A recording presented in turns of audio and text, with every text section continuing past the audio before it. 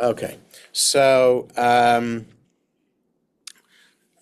we haven't met in a couple of weeks because I had a funeral to do, and then it was my son's wedding last Sunday. So we're on today and next Sunday, but Sunday the 24th I'll be away.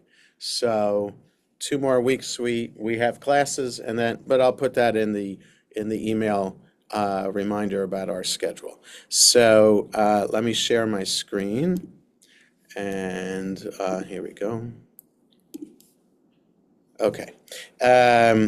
So when we did not leave off here at the Mishnah, but I wanted to, somebody else is coming in, but I wanted to go back to this Mishnah so that we could understand where we left off. So, okay. Baruch atah Adonai, Eloheinu melech haolam, Sher kitshanu b'mitzvotav etzivanu la'asok b'divrei Torah. This is the Mishnah that's on page 22 in the Koran PDF. So this was the Mishnah from a few pages ago. With regard to one who surrounds another on three sides, that is, he owns parcels of land on three sides of another person's field, and there's a picture here, right? So you have Ruvain is surrounding Shimon on three sides. Okay, so Shimon has only one open side. The other three are he's surrounded by Ruvain. Okay, so with regard to one who surrounds another on three sides, that is, he owns parcels of land on three sides of the other person's field, and he built a partition on the first, the second, and the third sides. The court does not obligate the neighbor who owns the inner field to contribute to the construction of the partition if he does not wish to do so. Rabbi Yossi says if he arose and built a partition on the fourth side of the field, the court imposes upon the owner of the inner field the responsibility to pay his share for all the partitions. Okay, so it all depends. Shimon, if Shimon builds a partition here and Ruvain builds three here, then Shimon has to participate in the three. But if this one is open, no partition, then and Ruvain builds three here, then Shimon doesn't have to participate in the cost. Okay, so that's the Mishnah about being surrounded, and we left off at here, but excuse me, I just have to read this text. So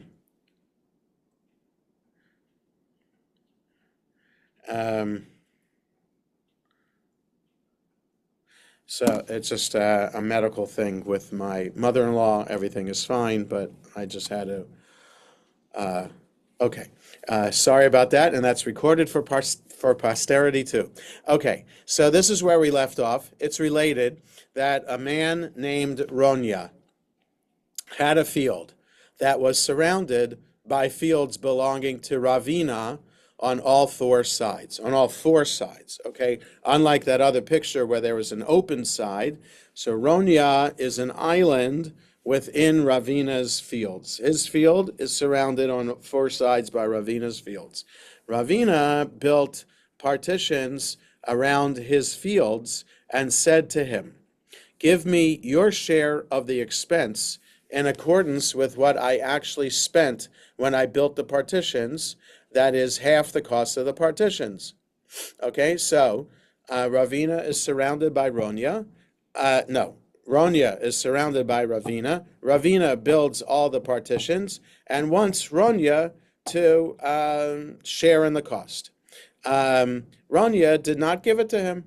Ravina happens to be a rabbi, by the way, a Talmudic rabbi. Ravina said to him, "Give me then at least your share of the expense in accordance with a reduced assessment of the price of reeds." Ronya did not give it to him. Like that would have been, that's the least expensive kind of partition to build, and Ravina might have built something more expensive. He is willing to compromise and say, okay, just give me the cost of what a least expensive partition would be. And Ronya did not give it to him. Ravina said to him, "Give me then at least the wage of a watchman." but he did not give even this to him. One day, Ronya was harvesting dates. Ravina said to his sharecropper, "Go take a cluster of dates from him." The sharecropper went to bring them, but Ronya raised his voice at him in protest. Whereupon, right, in other words, he thought maybe a cluster of dates would be worth the price of the partition for his share of the partition around the fields. Okay, sharecropper went to bring them, but Ronya raised his voice at him in protest. Whereupon Ravina said to him, "You have revealed that you are pleased with the partitions and the protection they provide you. Even if it were only a goat that entered your field, wouldn't the field need safeguarding to prevent the goat from eating the dates?" Ronya said to him, "If it were only a goat, doesn't one need merely to chase it away? No partition is required." Ravina said to him, "But wouldn't you need a man to chase the goat away? Pay me then at least the wage of a watchman." Okay, so this controversy isn't going away between these neighbors. Ravina came before Rava to adjudicate the matter. Rava said to Ronya, "Go appease Ravina with what he expressed his willingness to be appeased with, namely the wage of a watchman. And if not, I will judge you in accordance with the ruling of Rav Huna, in accordance with the opinion of Rab Yossi, and you will be required to pay half the cost of the partition based on what Ravina actually spent on it." So this is the judgment that Rava is saying. Look, you got off easy. All you have to do is pay the cost of the watchman. You better do that, because if you don't do that, I'm going to judge that you're going to have to pay half the cost of what he paid for the partition. So you'll get off easy, and you better pay the cost of this watchman. Okay? And then, okay, so that's the end of the story, proving that that you should, if the owner of all four fields surrounding the other person builds a partition, then the surrounded person needs to participate in the cost of the partition. Incidental to that episode, the Gemara relates another encounter between Ravina and Ronya. Okay, so that one wasn't the only one. And it's just interesting that these encounters were saved in the Talmud, and it's most likely because Ravina is a Talmudic rabbi, and he's also of the generation of the editors of the Talmud. So the fact that he has a couple stories here is not so surprising that they remained. Incidental to that episode, the Gemara relates another encounter between Ravina and Ronya. Ronya once bought land adjoining property belonging to Ravina. Ravina considered removing him due to the halacha of one whose field borders the field of his neighbor. When land is up for sale, the owners of the adjoining fields have the right of first refusal. If one of the neighbors is willing to match the highest price being offered to the seller, that neighbor has the preemptive right to purchase the property, and if somebody else buys it, that buyer can be removed. Since Ravina owned the adjacent property, he thought he enjoyed the right of first refusal. Rav Safra, son of Rav Yeva, said to Ravina, "People say 4 dinars for a large hide, 4 for a small hide. Since Ronya also owned land bordering the desired parcel, you cannot remove him even though his plot of land is smaller than yours." So Ravina lost this battle to Ronya because it didn't matter what size of acreage you have. Bordering property is bordering property, no matter how large or small. Okay, on to the next Mishnah. In the case of a dividing wall in a jointly owned courtyard that fell, if one of the owners wishes to rebuild the wall, the court obligates the other owner to build the wall with him up to a height of 4 cubits. If after the wall was built, one of the neighbors claims he alone constructed it and the other did not participate in its building, the latter is nevertheless presumed to have given his share of the money unless the claimant brings proof that the other did not give his part. So in other words, the default idea is that there will be a partition in a courtyard, and that the owners of the courtyard share in the cost of the partition. So if one does not participate in the cost of the partition, he's going to be presumed that he has, and the other who built it will have to bring proof that he was the only one who contributed. The court does not obligate the reluctant neighbor to contribute to the building of the wall higher than 4 cubits. So they have to agree to so 4 cubits is about 6 feet high. So they have to agree to build a 6-foot high wall. Anything higher, then they don't have to agree, and that would be up to one who really wants it to have to foot the bill. But if the reluctant neighbor built another wall close to the wall that had been built higher than 4 cubits in order to set a roof over the room that was thereby created, the court imposes upon him the responsibility to pay his share for all of the rebuilt wall, even though he has not yet set a roof over it. Since he has demonstrated his desire to make use of what his neighbor built, he must participate in the cost of its construction. If the builder of the first wall later claims that he did not receive payment from his neighbor, the neighbor is presumed not to have given his share of the money, unless he brings proof that he did, in fact, give money for the rebuilding of the wall. So if you're going to use your neighbor's wall for your own purposes, then you better give the money. Okay? So I'm just looking here. Yeah, there's nothing there to add. Okay. So and that's halacha, we don't need that. Gemara. Reish Lakish says, if a lender set a time for another to repay the loan that he had extended to him, and when the debt came due, the borrower said to the lender, I already repaid you within the time, he is not deemed credible, as people do not ordinarily repay their debts before they're due. Okay, so, complicated case that I guess people are trusting of one another, apparently, as the way the Gemara relates it here and in lots of other places too. So there's no proof of repayment. So they go to court, and so if there's no proof, then the presumption is if somebody says that I repaid you within the time limit to be repaid, you're not deemed credible because nobody pays off a loan ahead of time. The lender would be happy if the borrower would only repay his debt on time.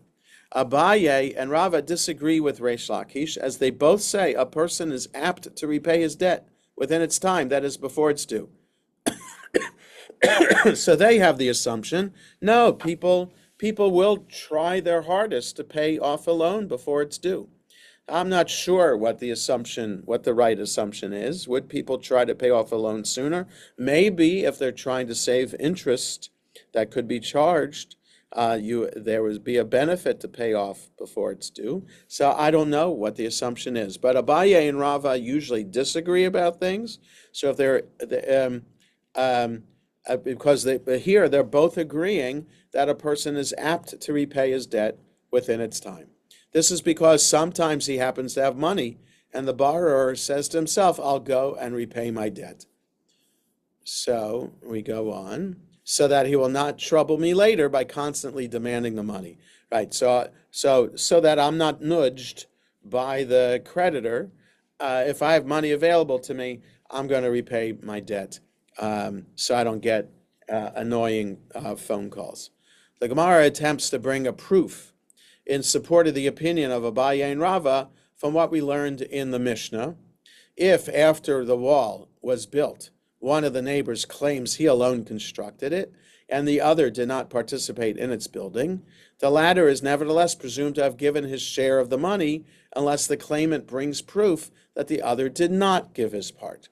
and the Gemara clarifies the matter. So in other words, how is how is our Mishnah proof for Abaye and Rava about the assumption that somebody's going to pay off their loan ahead of time? And how does our Mishnah about somebody about this partition help in that regard? The Gemara clarifies the matter. What are the circumstances of the case under discussion? If we say that he said to him, I paid you at the time when the payment became due, when the wall was completed, it's obvious that he's presumed to have given his part, right? Because people are supposed to participate in building walls in a courtyard.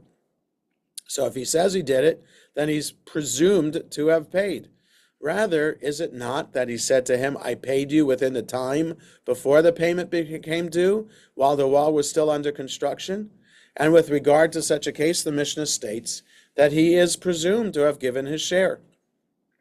Apparently, a person is apt to repay his debt within its time, in accordance with the opinion of Abaye and Rava. So just like a person's going to participate in the payment of the wall while it's being built, a person will be repaying his loan ahead of time, or within its time. The Gemara rejects this proof. Here, it's different because the time to pay is upon the completion of each and every row. Payment does not become due specifically at the completion of the entire wall. So, in other words, each row of stones could require payment for that row of stones, whereas a loan is one lump sum. It's not partial payments. The Gemara further suggests, come and hear a proof in support of the opinion of Reish Lakish from the continuation of the Mishnah. The court does not obligate the reluctant neighbor to contribute to the building of the wall higher than 4 cubits. But if the reluctant neighbor built another wall close to the wall that had been built higher than 4 cubits in order to set a roof over the room that was thereby created, the court imposes upon him the responsibility to repay his share for all of the rebuilt wall, even though he has not yet set a roof over it. Right? So picture a courtyard that's divided by a wall in equal 2 parts. So one of the parts, then, that owner decides to build a wall in the middle of it. And by building a wall in the middle of it, he then creates a space that if you put a roof over it, that's a room.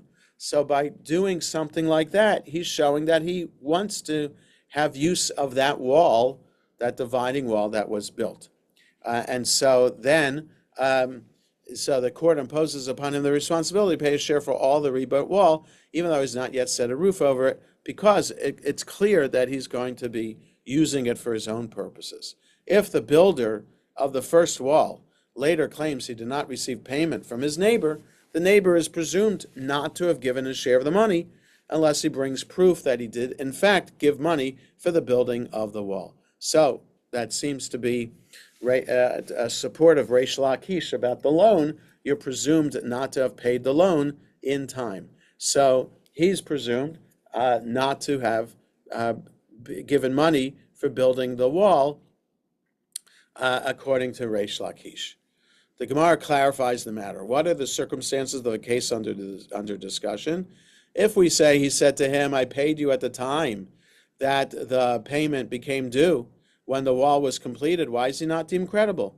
Rather, is it not that he said to him, I paid you within the time before the payment became due, and therefore he's not deemed credible? Apparently, a person is not apt to repay his debt within its time, in accordance with the opinion of Reish Lakish.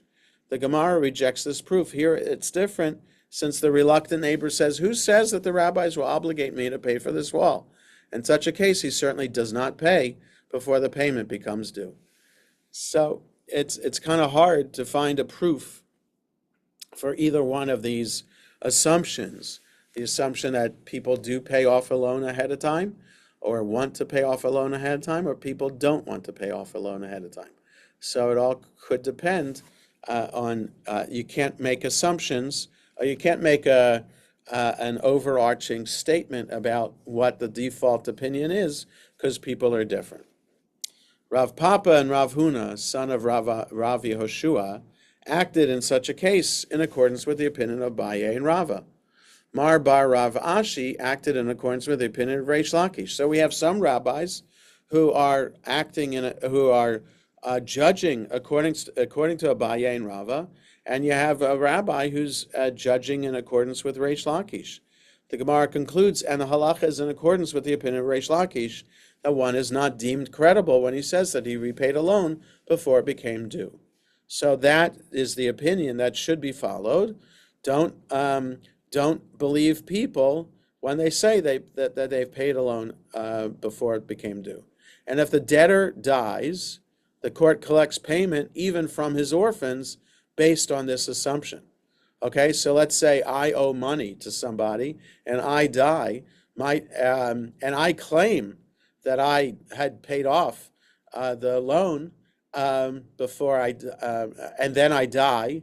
No, the court doesn't believe me, and they'll get repayment of my debt from my children. And even though the master said that one who comes to collect money from the property of orphans cannot collect unless he first takes an oath that he did not already collect the debt from the deceased, here he can collect without taking an oath because there is a presumption that a person is not apt to repay his debt within its time. So that's how strongly the rabbis feel about this. They don't even require the creditor to take an oath when seeking repayment from heirs, from the orphans of the man who owed the money. A dilemma was raised before the sages. What's the halacha if the lender stipulated a time with the borrower for repayment of the debt, and he demanded payment of the money after the time that the payment became due had passed, and the borrower said to him, I already repaid you within the time before the payment became due? Lender stipulated a time from the borrower. He demanded repayment after the time of the payment, and the borrower, I already repaid you. Okay. Do we say, like, why did he wait until after the time was due to demand payment? So that's right. So he demanded repayment after the stipulated time passed. So that raises an issue for the court. Do we say that even when there is a presumption against someone's claim, as in this case where there is a presumption that people do not pay their debts before they become due, we say that the borrower can claim, why would I lie? If one of the litigants could have advanced a claim more advantageous to his cause than the one he actually did, the assumption is that he's telling the truth. Consequently, in this case, had the borrower wished to lie, he could have said that he repaid his debt when it became due, and he would have been deemed credible. Therefore, when he claims that he repaid it before it became due, he should also be deemed credible. Right? So in other words, there's a stipulated date for repayment, and the creditor demands payment after the time is due, right? Not at the time. And so the guy said he paid, which is before the creditor is coming to him for repayment. So why would he lie? And then he's deemed credible for that. Or perhaps because there was a set time that he had to pay, and he said he paid it, so there was that set time. Or perhaps where there is a presumption against a person's claim, we do not say that the borrower can claim, why would I lie? The Gemara suggests, come and hear proof from the Mishnah. If, after the wall was built, one of the neighbors claims he alone constructed it, and the other did not participate in its building, the latter is nevertheless presumed to have given his share of the money, unless the claimant brings proof that the other did not give his share. The Gemara clarifies the matter. What are the circumstances of the case? If we say that one partner demanded that the other party pay the money after the time that the payment became due, that is, after the wall was rebuilt, and the other partner said to him, I paid you at the time that the payment became due, it's obvious that he's presumed to have given him the money. Rather, is it not a case where he said to him, I paid you within the time, that is, before the payment became due? Apparently, even when there is a presumption against a person's claim, we say that the defendant can claim, why would I lie? The Gemara rejects this proof. Here it's different because the time to pay is upon the completion of each and every row. Therefore, it's as if he said, I paid you at the time that the payment became due. So there are different assumptions here. Why would somebody lie about something that would go against his advantage? And the other about the assumption that people don't pay off debts before their payment is due. So how do we reconcile those two conflicting assumptions in real cases that come before the court? So, Rabbi, Yes, it seems to be clear here from these cases that people, for whatever reasons, didn't record in some fashion, right. that I paid you off or I paid you for the wall with some kind of a signature or something. Right, right. Yeah, which is pretty annoying that you would think that all this could be resolved if people just kept records. And so it's unclear. So we've seen this before in Talmud class and other sections that we've studied in years past, and we've always said the same thing. How is it that people just don't have things written down? And so the only thing I can say is that maybe people either people just trusted each other when it came to loaning to a fellow Jew, or people just were not in the habit of having paper or something to record something on handy. So, in other words, there's always paper around, or we even have the note app on our phone, or something is available to write something down so you won't forget it. So there's no excuse today for not having a record when you need to have a record of something. But back then, things like that were just not readily at hand. Maybe in the marketplace, people would have things readily at hand, but maybe, these agreements could happen, out in the street or in somebody's home, and there could not be things there to write down on. So you just have one person's word against another. They And don't even they don't even raise the possibility, at least not yet, of having a witness. right. There could be witnesses, yes, and I think that I don't remember if here there could be a witness who can come along. It would be advantageous to have witnesses to such an agreement. Um, yeah, but if you don't have witnesses, then what is the court supposed to do? And they can only go on assumptions that would be, and the assumptions are bad too, because it's assuming that Jews are going to pay attention to these assumptions, right? So there's a basic given that, well, first of all, these laws are about Jews against Jews. This law does not apply for Jews against Gentiles. So Jews against Jews, and a basic assumption is that Jews are trustworthy.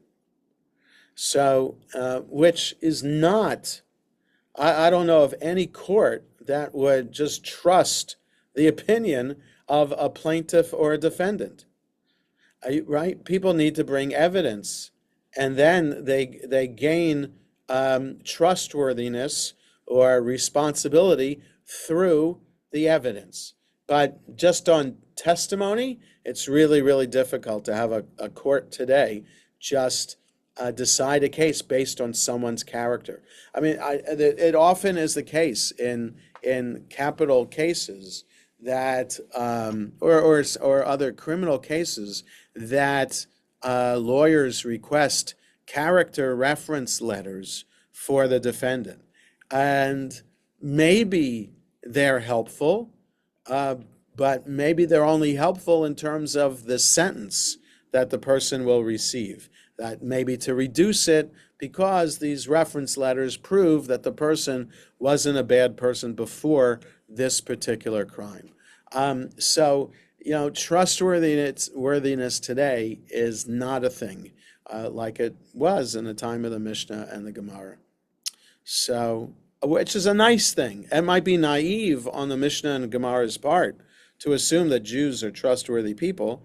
But, if we can't assume that about each other, then we're in trouble, because certainly in the world at the time and in the world today, Jews are not trustworthy people.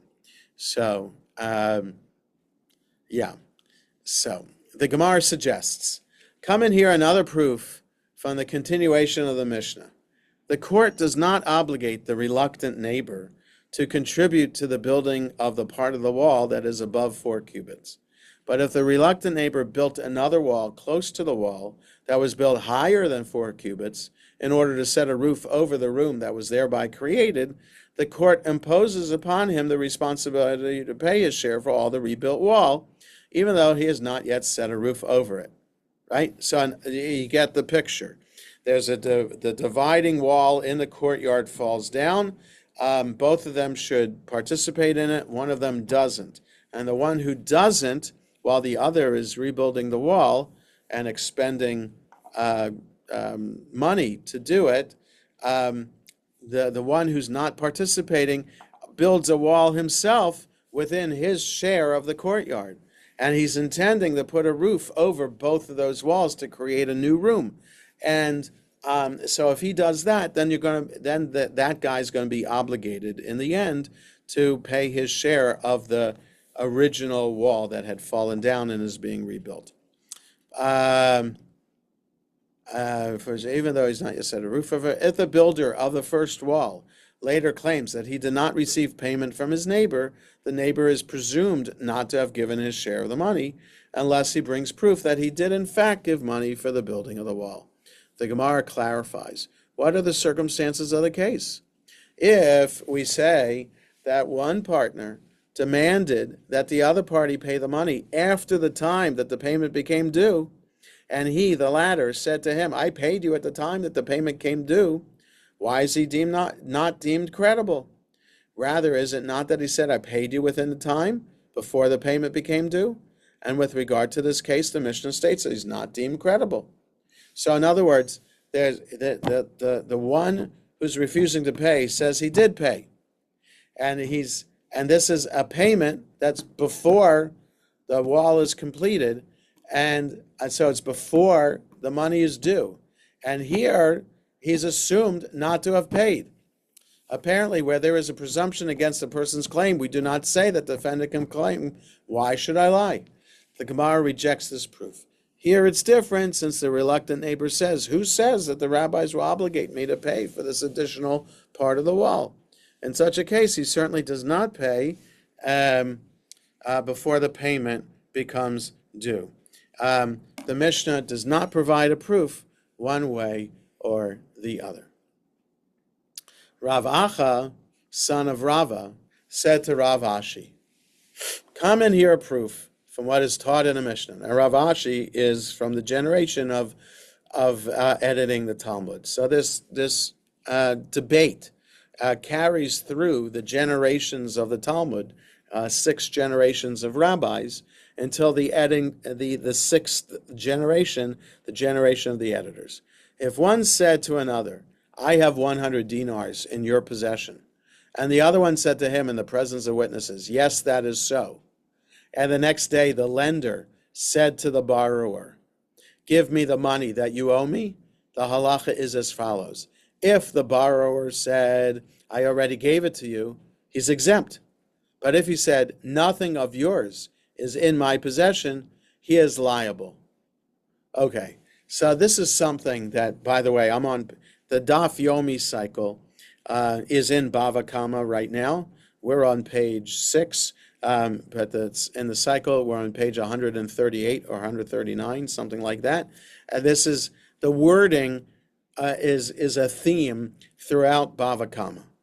How something is worded is very important. Okay, so you have 2 people. Let's say I say to Steve that you, Steve, have 100 of my dinars in your possession. And Steve agrees that he does have my money in his possession. In other words, I loaned to Steve 100 dinars. So he still owes me the 100 dinars to pay me back. So the question is, so let's say, um, the next day, after he and I agree that yes, he does have the 100 dinars in his possession, the next day, the lender, that is me, said to the borrower, Steve, because he has my money in his possession, I say to Steve, give me the money that you owe me. The halacha is as follows. If the borrower said, so that's if Steve said, I already gave it to you, he's exempt. So if he worded it that way, I already gave it to you, then he's exempt. So he just agreed that he has the money in my possession. But the next day he says, I already gave it to you, then he's exempt from paying back. But if Steve said, nothing of yours is in my possession, he's liable. Because then he's lying. The first case, he could be lying, but he's lying by saying he paid me back. So he's admitting that he had the money in the first place, but he's not admitting that he paid me back. The second option, nothing of yours is in my possession, that's a total lie because he had admitted the day before that he had 100 dinars in his possession. So what's being lied about then, in the difference between these wordings, is whether Steve paid me back or not. So he's not lying. So when he says nothing of yours is in my possession, then he's lying totally, and then he's liable to pay me back. But if he says, give me the money you owe me, if I say, give me the money you owe me, and he says, I already gave it to you, then he's exempt. So now, the Gemara clarifies the matter, right? How is that fair? What? Is it not that when he says, I already gave it to you, he's saying to him, I repaid you at the time that the payment became due? And when he says, nothing of yours is in my possession, he's saying to him, I repaid you within the time before the payment became due? And yet the Mishnah teaches with regard to the latter case that he's liable. Apparently, where there is a presumption against a person's claim, we do not say that the borrower can claim, why would I lie? The Gemara rejects this proof. No. What does he mean when he says, nothing of yours is in my possession? He's saying there were never such matters. That is, the purported loan never occurred. As the master says, anyone who says, I did not borrow, is treated as one who says, I did not repay. And since it is known by his own admission that he borrowed money, he is liable to pay. Okay, so they're understanding this in a slightly different way than I was explaining it. He's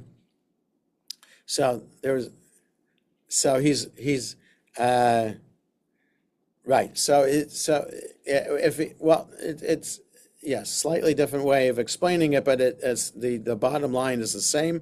When the borrower, Steve in this case, says I never had the money in the first place, then he's lying about that, and a liar is made to repay.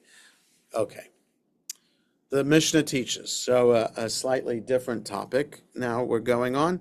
But if the reluctant neighbor built another wall close to the wall that was built higher than 4 cubits in order to set a roof over the room that was thereby created, the court imposes upon him the responsibility to pay his share for all the rebuilt wall. Rav Huna says, if he built another wall close to the first wall that was half the length or the height of the wall that was built higher than 4 cubits, if he built another wall close to the first wall that was half the length or the height of the wall that was built higher than 4 cubits, it is as if he built it close to the height and length of the entire wall. Since he can easily add to his wall so that it will be equal in length or height to the wall the neighbor rebuilt, he must therefore pay half the cost of the entire rebuilt wall. And Rav Nachman says, with regard to that which he built close, he built it close. With regard to that which he did not build close, he did not yet build it close. Accordingly, he's required to pay an additional share only for the part of the wall corresponding to the new wall he built. There's a little background here, and I thought there might be, there it goes. Original wall, added wall. Original wall, added wall. So there's added wall equal in length and height to the original wall. So these are the same. And this is added wall half the length of the original wall. Same height, okay? And this is added wall, half the height of the original wall. So you got same height but half the length. You got same length, half the height. Okay, so that's the pictures here. Okay, so since he can easily add to his wall so that it would be equal, accordingly he is required to pay an additional share only for the part of the wall corresponding to the new wall he built. Okay, so it's only if he builds higher that he would be required to pay. Otherwise, he's required to pay for equal to the amount of what he built, he himself built. And Rav Huna concedes with regard to an attachment to the corner of his house that he is not required to pay half the cost of the entire rebuilt wall. If he built the extension of his house in this manner, it's not considered as if he built it close to the entire wall, as it's unlikely that he will add to it. And Rav Nachman concedes that in a case in which he places a heavy beam on the wall that can support a roof, or carves into the wall indentations to fix beams in place, then even if he has not yet made use of the entire height of the wall, he has demonstrated his desire to do so in the future, and therefore he must pay half the cost of the entire wall. So if you do anything to add to the dividing wall that will enhance your property, so that if you even put indentations here where beams can go in, so that you can put a ceiling over it or a roof over it, anything you do to enhance the wall on your property means that you want the wall and you're required then to pay half the cost of the wall.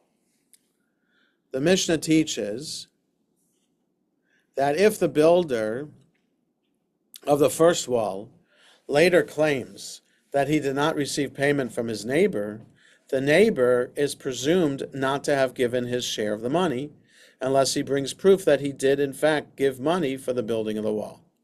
Rav Huna says, even if openings in the wall were built on a side facing the reluctant partner, and these openings are suited to serve as beam rests, this does not create a presumption that the reluctant partner contributed his share to the building of the wall. And this is the halacha even if the builder of the wall made sills for these openings. In other words, if the guy who built the wall built the enhancements for the other guy, then the other guy isn't forced to pay. As the builder of the wall can say to his neighbor, I said to myself that when you will appease me and pay me for the construction of the wall, you might want to attach beams to it, and I do not want the foundations of my wall to be damaged by your fashioning new openings in it. Therefore, from the outset, I built the wall with these openings. So in other words, the owner of the wall can say that he built the additions to it or the enhancements so that the wall won't be ruined if he makes the enhancements on his own. Okay, so it all depends on how the wall is built and why it was built and the intention of the builder. With regard to the use of a neighbor's wall, Rav Nachman says if one acquired the privilege to place thin beams on his neighbor's wall, that is, if one had used the wall in that manner in the past and the owner did not protest, so the one using it can maintain that he had acquired from the owner the right to do so, he has not acquired the privilege to place his thick beams there. Just because you had a precedent of being allowed to use thin beams doesn't mean that you can use thick beams. But if he acquired the privilege to place thick beams on the wall, he has acquired the privilege to place thin beams there. Rav Yosef says if he acquired the privilege to place thin beams, he also has acquired the privilege to place thick beams. So beams are beams, but one says thick beams are different than thin beams. The other says beams are beams. Okay. There are those who say that Rav Nachman says if one acquired the privilege to place thin beams on his neighbor's wall, he has acquired the privilege to place thick beams there.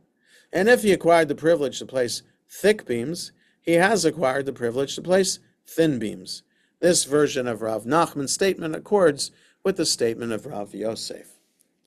With regard to a similar matter, Rav Nachman says, if one acquired the privilege to let water drip from his roof into his neighbor's courtyard, he has acquired the privilege to let the water pour there through a drain pipe.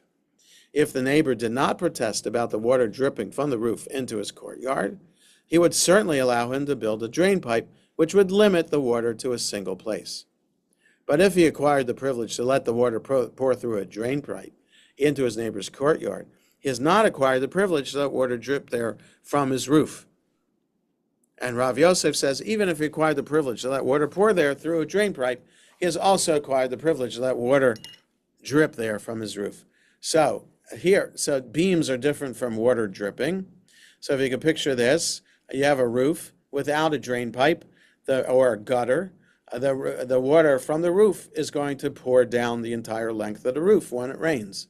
But if there's a drain pipe, meaning there's a gutter and a drain pipe, then the water's collected and only comes down through the drain pipe. So what's that guy, the owner of that courtyard where the water is going into, what would he prefer? Prefer the whole length of that roof to have water dripping, or would he want a drain pipe? So it's unclear. Rav Yosef says, if you agree to water dripping in your courtyard, you've agreed to either the whole length of the roof to have water dripping or a drain pipe.